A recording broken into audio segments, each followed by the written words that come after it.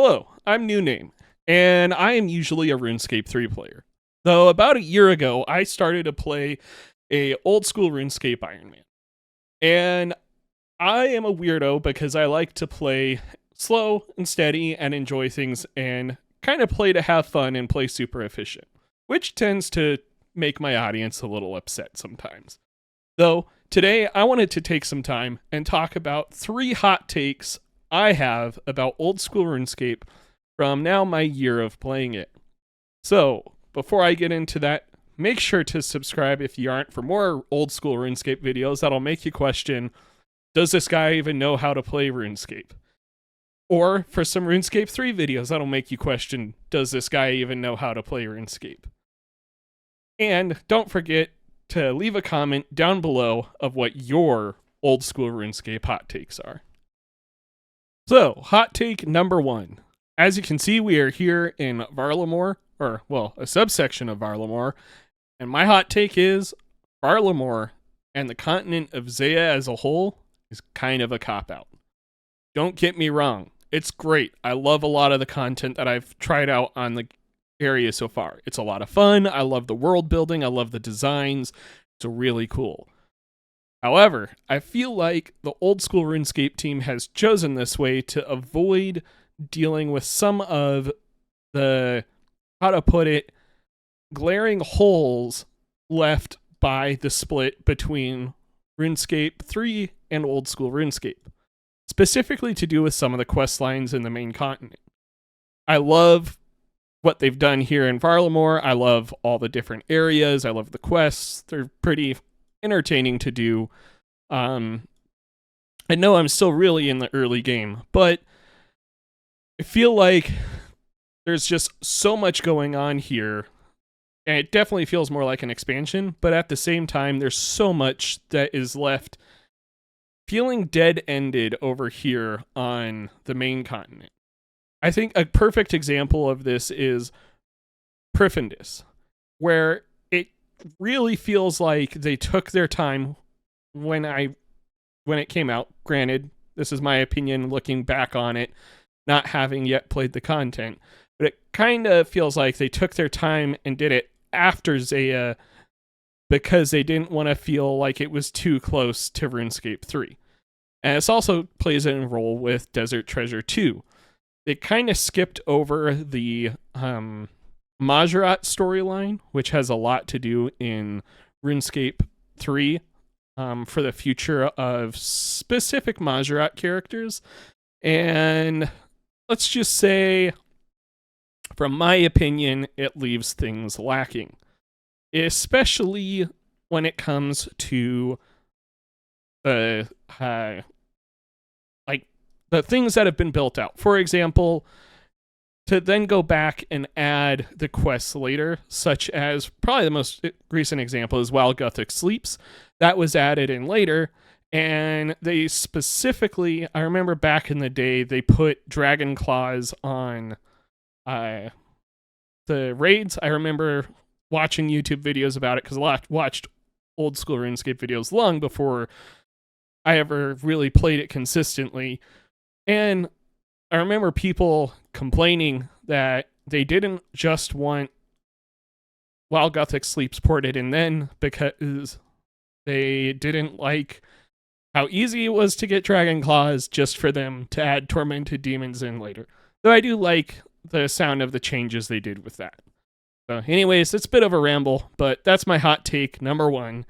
Zeah and Varlamore feel like a cop-out to avoid finishing quests and storylines on the original main continent.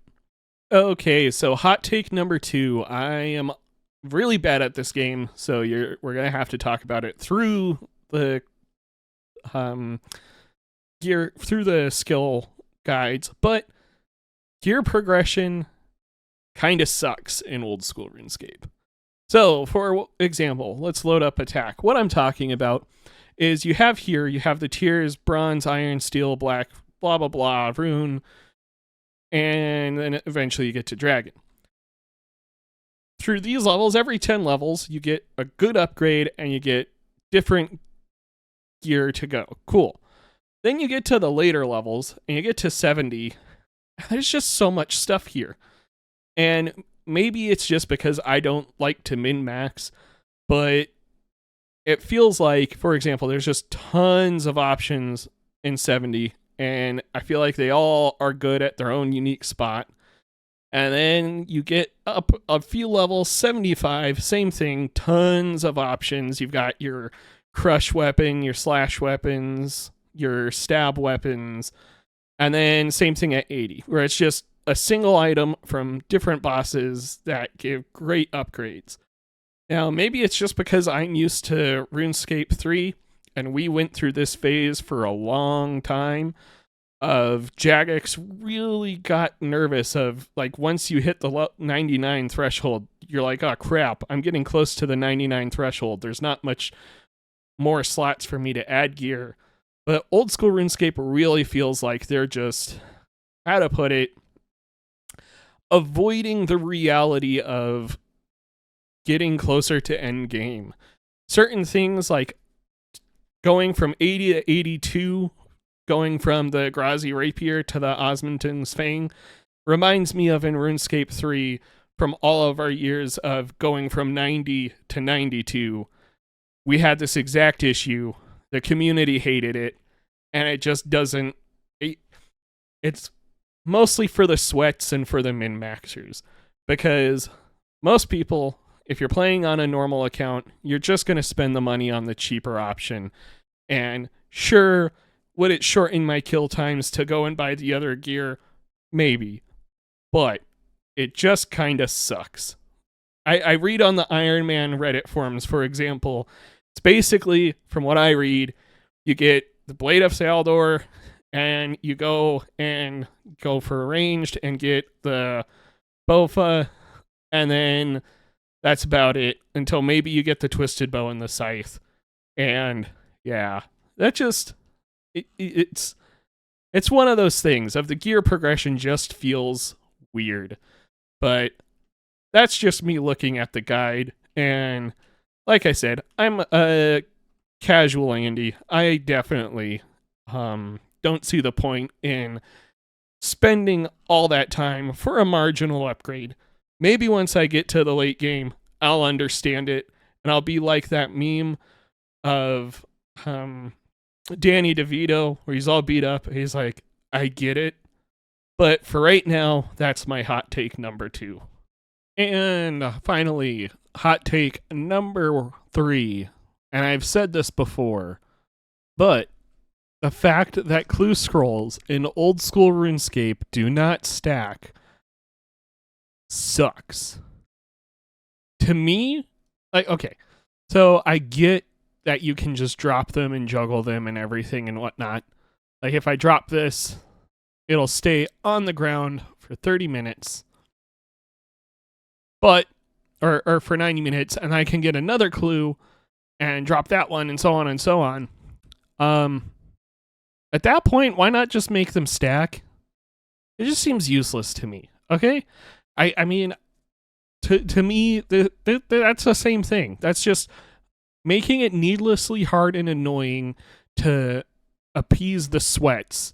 And let's be honest here. There's only like 10 items on old school RuneScape for the clue scrolls that make them worth doing.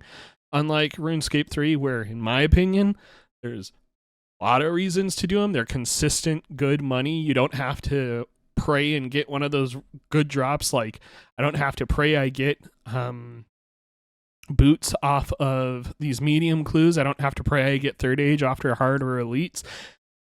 They're just decent freaking loot. Yeah, that's hot take number 1. Don't get me wrong. They're cool. Clues are always fun to do, but I am lazy and I like to stack them. I think it'd be fine. I think a good way, I've probably said this before, make it so you have to start doing clues for them to stack. Like, okay, you have to have done one of the clue to make it stack, and then you get first to a stack of 5. So that way I can at least do a Slayer task or some wood cutting or fishing, get the geodes or whatever, and not have to stop to go do a clue. Yeah, that's just my hot take. Because I do way more clues, which I think I've done like one if I didn't have to wait all the dang time. So yeah, that's hot take number 1 or 3 or whatever. But anyways, I hope you guys enjoyed. Let me know down below, like I said, what are your hot takes? Let me know how bad you think I am at this game, because I think I'm very bad at this game. Do you agree with my hot takes? Do you disagree with them? Why do you disagree with them? What are your hot takes? And with that, I will catch you guys in the next one. Peace out.